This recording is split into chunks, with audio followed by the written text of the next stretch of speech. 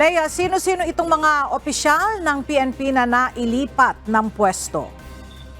Magandang tanghali sa iyo, Ella.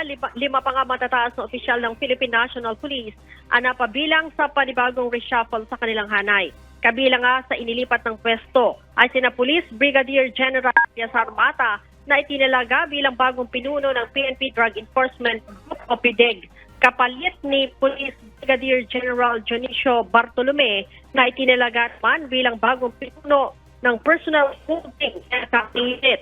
Mula sa Directorate for Police Community Relations o DPCR, inilipat naman si Police Major General Edgar Alan Ucubo bilang pinuno ng Civil Security Group.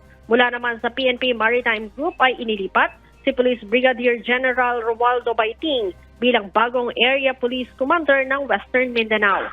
At papalitan naman siya ni Police Brigadier General Jonathan Cabal mula sa PNPA o Philippine National Police Academy.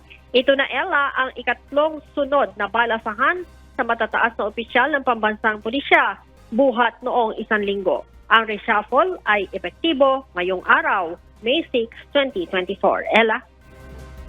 Leia, ano ang dahilan bakit lagi nagkakaroon ng balasahan sa hanay ng pulisya?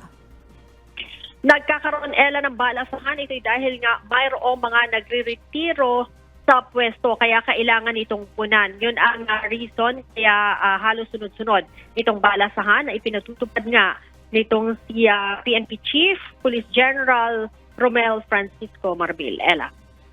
Alright, maraming salamat, Leia Ilagan.